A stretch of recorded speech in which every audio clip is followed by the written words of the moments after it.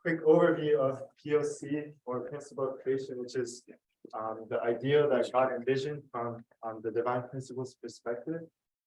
And yeah, I think as we're moving forward, from what I understand too, during this retreat, we really wanted to hone in or go even more deeper into the content follows after the principle of creation. So I think we'll spend a little bit more time with everything that follows after. Not everything, but at least the lectures that I'm going to be giving from here on. So yeah, maybe, I don't know, the few of us or some of us, it might be, I don't know, it could be heavy or it could be something that could be confronting, but I hope that it could be something like personal for all of us. We could open our hearts to it. It is about, it's called Human Fall, and we have an amazing brother that came up and pulled up to give this content.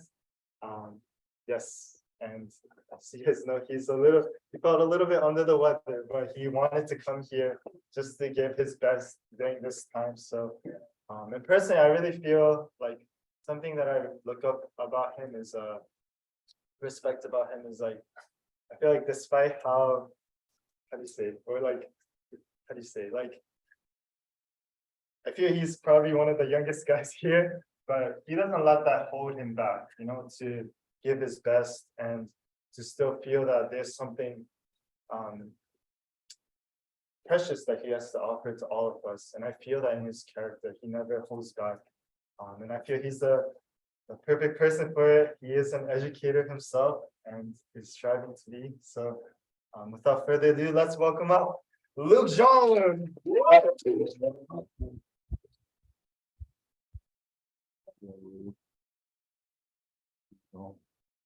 The music stand?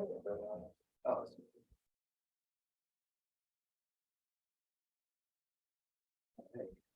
How we all doing so far? Yeah. Good. I wanted to see the first talk, but the audio cut out and then NFL history was happening. So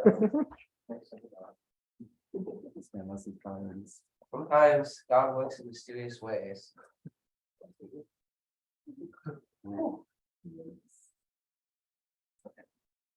So one thing I want to highlight from the recap yesterday and the principle of creation is, well, two things. Firstly, that the ideal was for human beings to go through a 3-stage growth process. Through the stages of formation, growth, and completion, to form a 4-position foundation or a familial relationship with God at the center. To form an ideal family, which would form an ideal society, which would form an ideal world. And in Christian thought, this is called the kingdom of heaven. And we also know that we have an original mind that is supposed to guide us freely through these 3 stages of growth and guide us to freely form this relationship with God as a family. But looking at the world today, we can see very clearly that this ideal of creation that God spent all his heart and all his energy to create didn't happen. Something went wrong. We can see it. Firstly, we see a contradiction within us that on the one hand wants for us to grow to be our best selves and do the right thing, but on the other hand, oftentimes inclines us to not do what's best for ourselves and to not do what's best for others. If you look at the whole universe and the whole earth, we are the only creatures that by choice do stuff that harms us. By choice. No, for example, we ingest candy. It's great, right? Well, if you ingest too much of it, you get sick, your teeth collapse, and it's not good for your health. No other creature on the earth eats something that is bad for them, and they know it. You're not going to see a fish try and eat, I don't know, what's something not good for fish? I don't know. But for example, a cat, right? Like we have mice in our house, so we have some poison for the mice. And the cat might not know what it is, so the cat might eat it, which is why it's cat safe. But if somehow our cat knew or was trained to know that this is poison, you wouldn't eat it. You just wouldn't. So we have this contradiction within us. We also can see that something went wrong because of just the state of the world today. We have wars going on in all sorts of regions of the world. Our families are breaking down. It's a prominent issue in the West.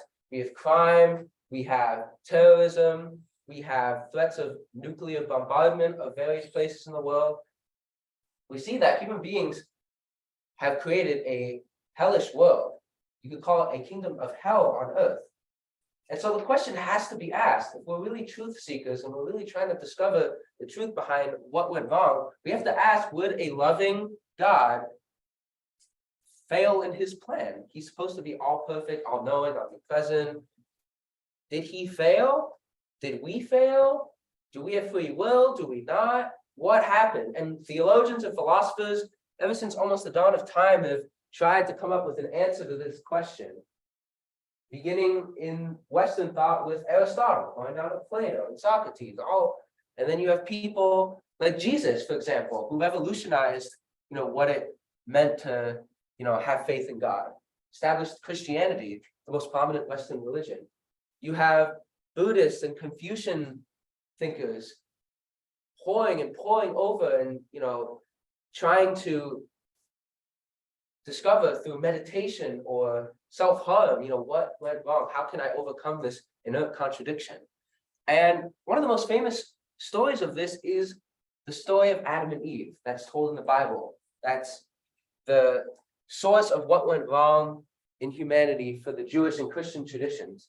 So I want to just first, and this is the tradition and story that the divine principle based its whole kind of foundational thinking on. So we're going to look at this story because deep inside it, beyond the basic symbols that I have shown here, is something really core that once we elucidate, we'll see how true this origin of our contradiction and, harmful behavior is. So I'm going to pull up my phone because I don't have a physical Bible here. I'm going to read word for word from the original King James Version of the Bible, the story of Adam and Eve. So it starts in Genesis 2 for our purposes. Verse 16, it says, "And the Lord God commanded the man, saying, of every tree of the garden thou may freely eat, but of the tree of the knowledge of good and evil you shall not eat of it. For in the day that you shall eat it thereof, you will surely die." And then Genesis 3, verse 1, it goes, "Now the serpent was more subtle than any beast of the field which the Lord God had made. And he said unto the woman, Have God said, You shall not eat of every tree of the garden? And the woman said unto the serpent, We may eat of the fruit of the trees of the garden, but of the fruit of the tree which is in the midst of the garden, God has said," and by the way, this is the tree of the knowledge of good and evil. "God said, You shall not eat of it. If you touch it, you will die. And the serpent said unto the woman, You shall not surely die, for God knows that in the day you eat of it, your eyes shall be opened, and you shall be as gods, knowing good and evil. When the woman saw that the tree was good for food, that it was pleasant to the eyes, and a tree to be desired to make one wise, she took of the fruit thereof, and did eat it, and gave unto her husband, and he did eat. And the eyes of them were both opened, and they knew they were naked. And they sewed fig leaves together, and made themselves aprons. And they heard the voice of the Lord God walking in the garden, cool of his day, and Adam and his wife hid themselves from the presence of God. And God called unto Adam and said, Where are you? And then he said, I heard your voice in the garden. I was afraid, because I was naked. I hid myself. And then he said, Who told you that you were naked? Did you eat of the tree which I commanded you not to eat? And the man said, The woman who is supposed to be with me, she gave me of the tree, and I did eat. And God said unto the woman, What is this that you have done? And the woman said, The serpent, it's Old English, so it's a bit difficult to read. The serpent beguiled me, and I did eat. And God said unto the serpent, Because you have done this, you are cursed above all cattle, above every beast of the field, and on your belly you shall go, and dust you shall eat on the days of your life. And the story goes on where He punishes Adam and Eve, kicks them out of this Garden of Eden in the Bible. And this is the first sin of humanity as detailed in the Bible. Now, if we look at this story logically and objectively, we have a lot of questions. Firstly, we see this eating of a fruit. Is that such a sin that we are going to, have left God and left the Garden of Eden? Is eating a fruit like the worst thing humanity can do? And furthermore, they ate of the fruit. God promised they would die. They didn't die. So what does that mean? Can eating a fruit cause a sin, not only for them, but cause a contradiction that is passed down throughout humanity, throughout the countless generations to our very present day? So there's a lot of questions. So we're going to break it down step by step. First, we have the tree of life in the garden. And the tree of life is a very common symbol in the Bible. It's written there many times.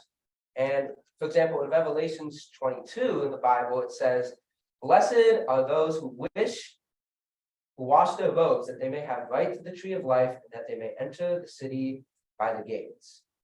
And in Proverbs 13:12, it indicates that the tree of life is the hope of all humanity. So if the tree of life is the hope of all humanity, the tree of life was the hope of Adam. The hope of Adam. Now, what would the hope of Adam be? What is our original hope? It's to grow to perfection and establish a relationship with God. Become perfected beings, become our best selves. So the tree of life in this story signifies perfected Adam. And then later in the story, we see Eve, and we see another tree, the tree of knowledge of good and evil. This likewise also represents a perfected being, but in this case, perfected Eve. Okay, so we know what these trees mean. All right. Now we know Adam and Eve are human beings. Next, there's the serpent that tempts Eve to eat of the fruit.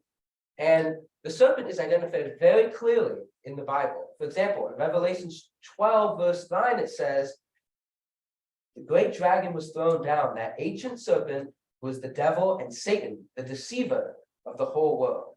He was thrown down to earth." Now remember, the punishment God gave to the serpent was that he was thrown down on his belly. Now, down and up have a lot of significance in the Bible. Down is usually referred to the earth or hell, and up is usually referred to God in the heavens. So this serpent, this being known as Satan, was originally a being that was in the heavens serving God. And the only beings in the Bible we find that are up in heaven that serve God are angels. The serpent signifies an angel who became Satan.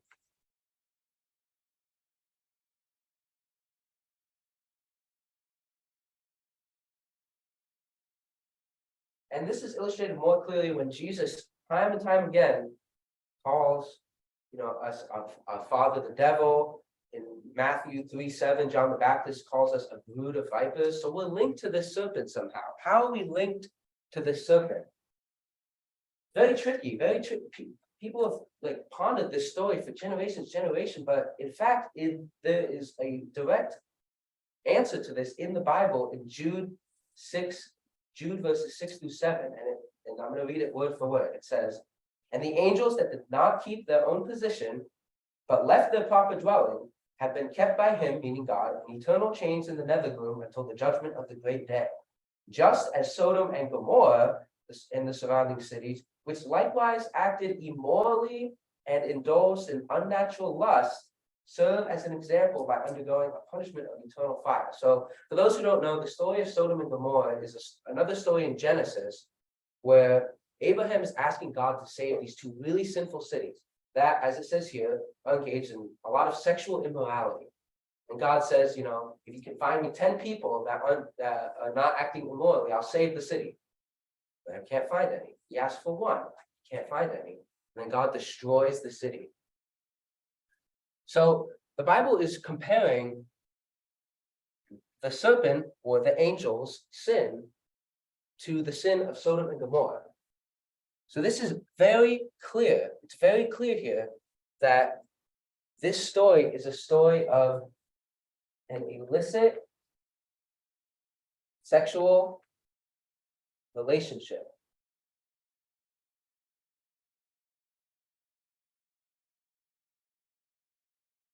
And like I said earlier, Jesus called us of our father, the devil.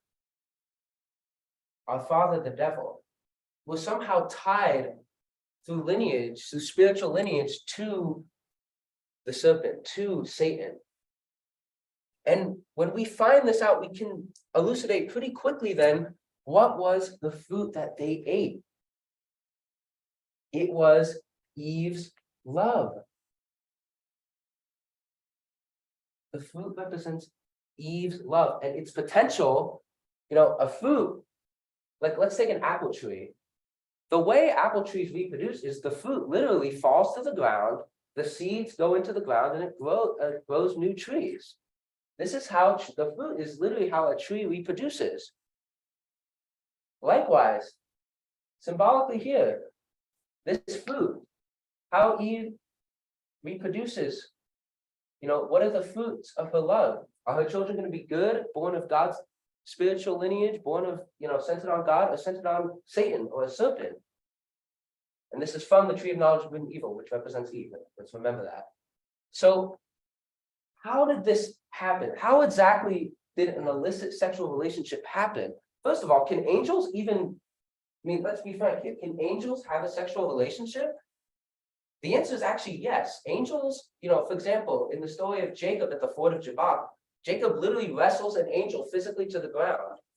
And an angel literally, I forget what body part exactly he tears up. But Jacob wrestles with an angel. People see angels. It's very possible in the Bible. It's very established in the Bible that angels can interact with human beings. So we know this was possible. Now, how exactly did this happen? Because Eve ate the fruit, then Adam ate the fruit, and the serpent tempted her too. So what exactly happened here? Because before all this happened, Adam and Eve and Lucifer, they were all relating with God. But let's put this in a little perspective here. Let's take Satan. By the way, Satan in the Bible, before he fell, is identified as Lucifer, one of the 3 archangels. So he's not just an angel, he is one of the top dogs. There's 3 archangels in the Bible. One of them is Lucifer. Lucifer is God's top dog, top servant.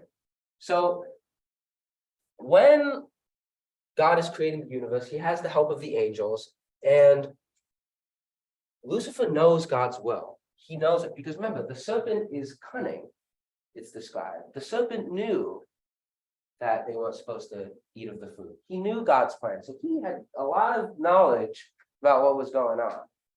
So then he's creating and he's excited, okay, we learned that, human beings are the penultimate in the physical creation. We learned that human beings are the penultimate expression of God's, ideal creation. So then Adam and Eve are born and they're crying like crazy. Where, diapers. Let's think of it in a modern day concept. Where? And you're an elder sibling here. And you're like, oh my God, why did, when kids first see their younger sibling, first it's like, oh, and then it's like, oh my gosh, my parents always focused on them, right? That's how I felt. When Chloe was born, Chloe got to be in the bedroom all the time, and as a 3-year-old, I was so upset. It was a gate too. I was so mad. It's like, come on, man.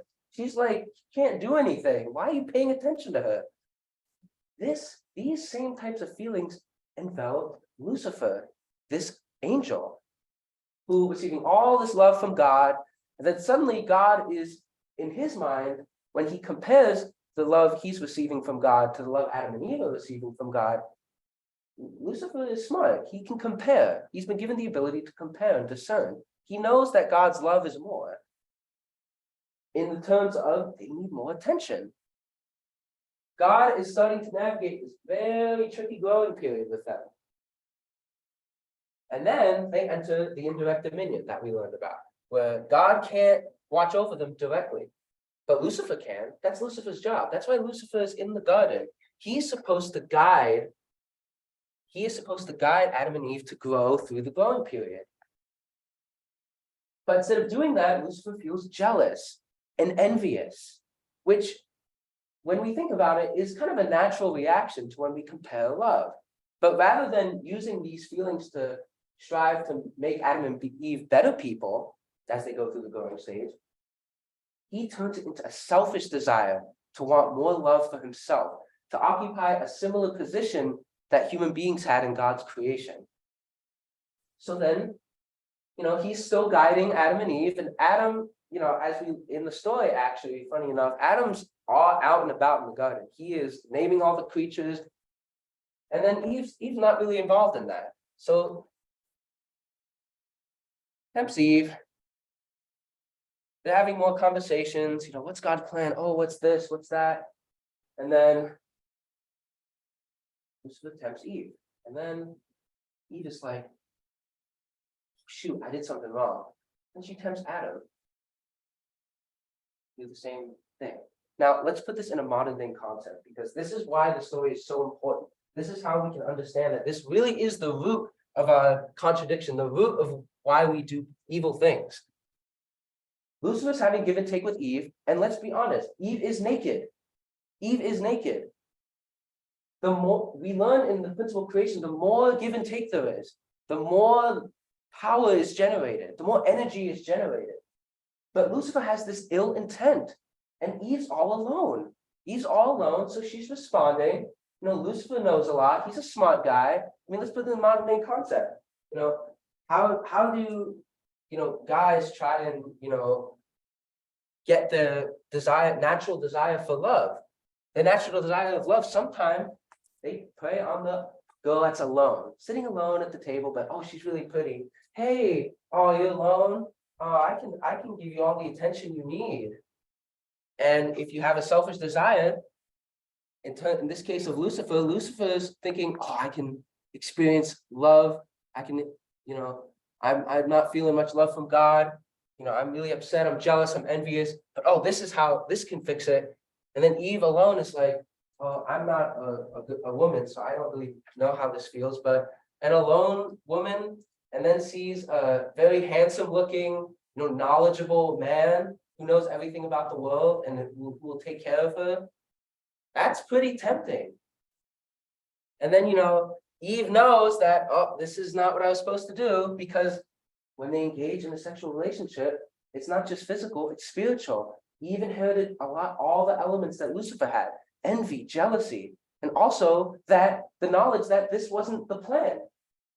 Lucifer was not her intended spouse, it was Adam. So then Eve is all upset, and instead of going to God, the parent, and this is a common experience for teenagers, they mess up, it's like, oh, I can't go to my dad, he'll kill me, right? Then Eve goes to Adam, and it's like, hey, I really messed up, but I found out that, you're supposed to be, my one true love, please eat the food, please let's have sex, right? Please. And Adam's like, huh? Scientifically, women mature more than men. So Adam's like, huh? What? I've just been messing around with all the animals. What are you talking about? Oh, you're pretty.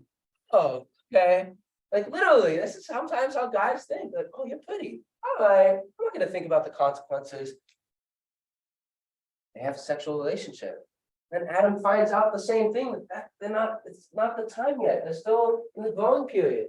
It's not time to do the second blessing, to multiply. They're still trying to grow. And then they hide in the garden. And the last bit of evidence that confirms that it's a sexual relationship is that they don't cover their mouths. Why would you cover your privates if you eat an apple, a little apple? It's like when you go to the cookie jar, imagine you're a little kid, go to the cookie jar, mom and dad catch you. Instead of going, oh, I don't have any cookies in my mouth. You're like, I don't have any cookies in my mouth. What? Psychology would absolutely think you're insane if you were an insane person to do that. No, psychology clearly would indicate that if you're covering your lower parts, obviously you did something wrong with your lower parts. Unprincipled love is the root of our contradiction. Unprincipled love is the root of this original sin, this first sin that happened. We can see it when we really reflect on ourselves. When we are lacking love as men, who do we talk to the most? Or if a girl talks to us, who are we gonna respond to most? The girl that texted us. Rather than going to our parents and like, yeah, I'm feeling down. No, if a girl texts you, you're over there. If a girl is feeling down about life or, struggling with whatever, and then a handsome man comes up to her, is she gonna, go to her parents who are like maybe traveling for the weekend? Or they're gonna talk to the handsome guy that's actually giving her some attention, seemingly understanding her problem? When it really comes down to it, when we really think about it, it's pretty clear that when love is involved, it overwhelms everything. When we have lack of love, overwhelms everything. That's what Lucifer first felt. That's what Eve was feeling. And then Eve felt it even more and got Adam to feel the same way. Adam responded, and then they all denied it. They were like, no, God, I didn't do it. Remember, God's the heavenly parent. Right? That's why we call God a heavenly parent. They weren't like, oh, we messed up. Sorry. They were like, no, Eve did it. No, it was the serpent's fault. Serpent's like, yeah, it was. Haha, look what I did, God. I screwed everything up. I screwed it all up. But it's so relatable. I mean, can we really blame him in one sense? Lucifer knows everything. And can we even blame Lucifer to an extent? I mean, he was God's right-hand man. He was experiencing all the love. When that love is shifted a bit, we get jealous and angry. And that's exactly what happened. Now, why would God allow this, first of all? Like love seemed to have, screwed everything up. But that's actually God's genius and design. We have this track of the principle that we're supposed to go through, the 3 stages of growth, right? But we're supposed to be ruled by love, because if we just go the path of the principle and the principle of creation, we're eventually just going to act like robots. Like, God commanded me to do this. Okay, I will follow. That would be a miserable existence, not just for us, but for God. I'd be like, okay, great. They do what I say. That's great. The angels were doing that before, for the most part, right? And God even foresaw this situation. He saw, remember, he's all-knowing, all-present. He knew that Lucifer was feeling jealous and envious. So God had to figure out a way to make clear to Adam and Eve, don't respond to his temptation. So he instituted the commandment of do not eat. God's first words to humankind: do not eat of the fruit. Do not respond to Lucifer's temptation. And if Adam and Eve had give and take with that commandment, even though it wasn't God directly, had a loving relationship with God's heart through that word, they would not have been induced off the track of the principle through unprincipled love that the serpent was offering. So it's important to remember that it wasn't the principle, but the principle of creation that led to Adam and Eve's, first sin. It was actually the power of love, which is designed to be more powerful than the principle. But if it's still unprincipled love, it can still be more powerful. That's why the commandment was so important. The commandment was supposed to take the place of God, because according to his own principle of creation, he could not interfere directly. But unfortunately, we see this tragic result, this tragic love story, a lack of love story, in a sense. Because now Satan is able to influence us.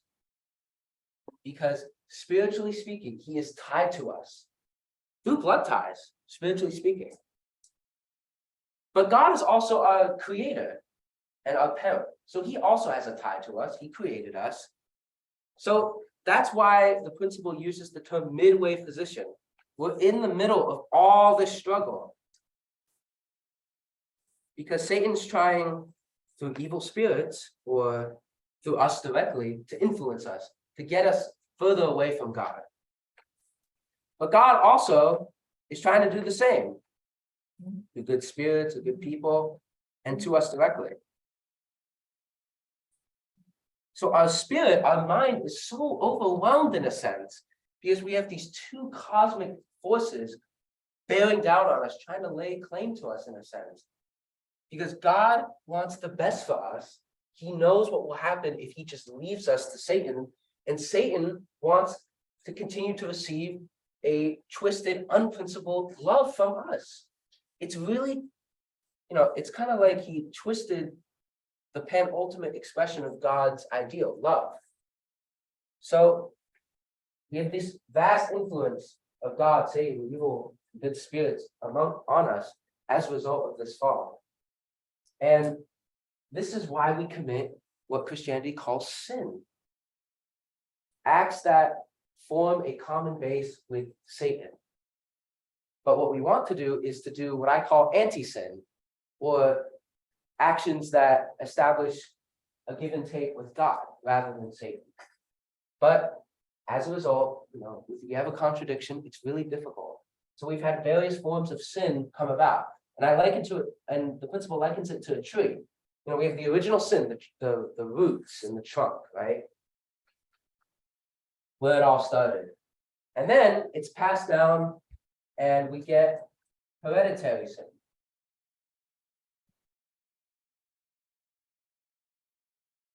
From our ancestors.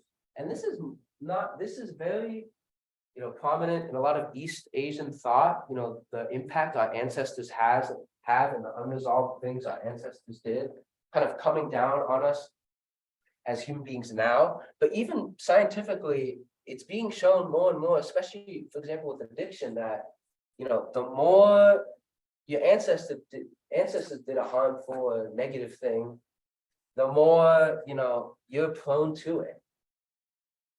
That's kind of like the trunk. And then spreading out from there is collective sin. Of, sin from groups of people. And this is where it gets really complicated. Like, for example, the issue of racism, where does that come from? It comes from a collective act of a group of people on one another. Collective act of Europeans on Africans, for example. Or you have a collective sin of the Germans in terms of the Nazis. Even though not all the Germans were Nazis, as a nation, they carry that burden even to this day. And one of the beautiful things about it, that actually, is that they're working as a nation so hard to resolve the past. They have countless Holocaust museums and memorials in Germany, in fact. So they're trying to resolve this kind of collective sin. And then you could liken our individual sin to the leaves. Actions that we do as a result of all this crap that has accumulated throughout history. Now, how do we commit sin? What leads us to commit sin? Well, we can examine the process of the fall and find 4 primary characteristics that lead us to sin. Firstly, Lucifer used his natural ability to compare to ascertain that, Adam and Eve are receiving a little more love right now because they need it. No, they're babies, they can't do diddly anything. But Lucifer didn't take God's standpoint. He took his own. He took his own when comparing. If he had compared with God's standpoint, he would have understood the purpose behind everything. Now, after he didn't take God's standpoint, he, as the Bible says, came down from the heavens. He left his proper position. Rather than being the mentor and caretaker of human beings, he sought to be the person receiving love from human beings. And as a result of this, he reversed the order of things. He reversed how this relationship should work. And then afterwards, Eve having, succumbed to Lucifer's temptation, rather than coming to God and, repenting and saying, I'm sorry, how can I fix this? She multiplied the act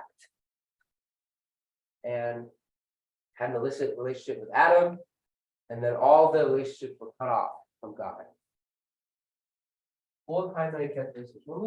And if we take it in our daily lives, it can really help us a lot. For example, when we're feeling angry, take God's perspective. Okay, how does God view this person? What are they going through? Maybe I should be a little more lenient on that. And then you won't leave your position of, whatever position you are. For example, I'm a teacher, right? And if a kid is being especially disruptive, I can either A, take my perspective and yell at the kid because he's making my life more difficult, or B, take a more parental, godly perspective and think about, okay, maybe he's going through something, maybe I should talk to him after class, maybe he should see a counselor, he's very, very angry today, it's not like him. And then I wouldn't leave my position of a teacher to a kind of aggressor towards the student, yelling at him. And then I would reverse the order of things. And then if the student sees what I do, what I did, and then later he tries the same thing on a kid that's annoying him, well, multiplied evil there, multiplied that act. Gossiping is another very under the radar kind of, multiplying of, negative things, right? Oh, did you hear? Yeah, he was being really, really weird to me. I don't know. Oh yeah, did you hear? Oh, yeah, did you hear? It just passes on. Like the telephone game. Perfect example. Now, we've talked about how Adam and Eve did not complete these 3 growing stages, that they fell. They have this now relationship with Satan that's created this world, that's led to this contradiction, that's led to all these types of sin and fallen natures. But were we free to do this? Why would God allow us to have the choice to do this? Very complicated question. Now let's start with what freedom is.